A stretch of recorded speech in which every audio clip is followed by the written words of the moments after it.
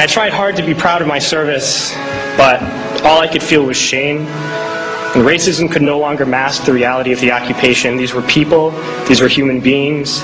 I've since been plagued by guilt anytime I see an elderly man, like the one who couldn't walk, who we rolled onto a stretcher and told the Iraqi police to take him away. I feel guilt anytime I see a mother with her children, like the one who cried hysterically and screamed that we are worse than Saddam as we forced her from her home.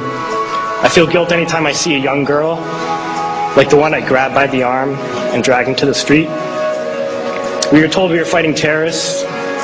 The real terrorist was me, and the real terrorism is this occupation.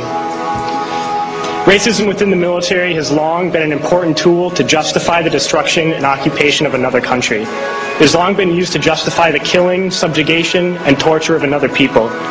Racism is a vital weapon employed by this government. It is a more important weapon than a rifle, a tank, a bomber, or a battleship. It is more destructive than an artillery shell, or a bunker buster, or a Tomahawk missile. While all those weapons are created and owned by this government, they are harmless without people willing to use them. Those who send us to war do not have to pull a trigger or lob a mortar round. They do not have to fight the war, they merely have to sell the war. They need a public who is willing to send their soldiers into harm's way. They need soldiers who are willing to kill and be killed without question. They can spend millions on a single bomb, but that bomb only becomes a weapon when the ranks of the military are willing to follow orders to use it. They can send every last soldier anywhere on earth, but there will only be a war if soldiers are willing to fight. And the ruling class, the billionaires who profit from human suffering, care only about expanding their wealth, controlling the world economy. Understand that their power lies only in their ability to convince us that war, oppression, and exploitation is in our interest. They understand that their wealth is dependent on their ability to convince the working class to die to control the market of another country. And convincing us to kill and die is based on their ability to make us think that we are somehow superior.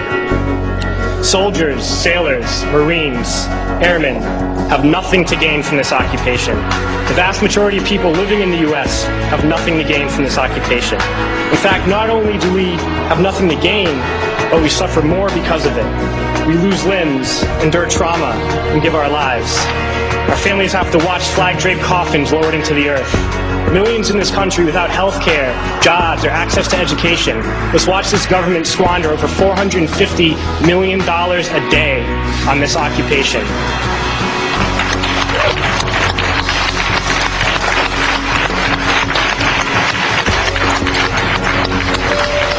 Poor and working people in this country are sent to kill poor and working people in another country to make the rich richer. And without racism, soldiers would realize that they have more in common with the Iraqi people than they do with the billionaires who send us to war.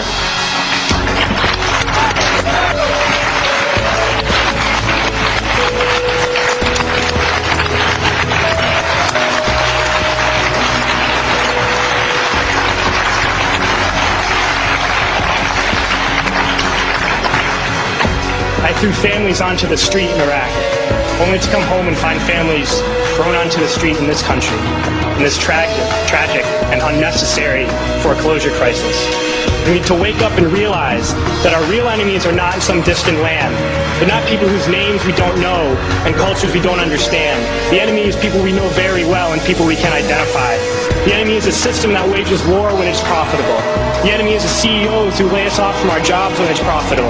It's the insurance companies who deny us health care when it's profitable. It's the banks who take away our homes when it's profitable. Our enemy is not 5,000 miles away. They are right here at home. If we organize and fight with our sisters and brothers, we can stop this war, we can stop this government, and we can create a better world.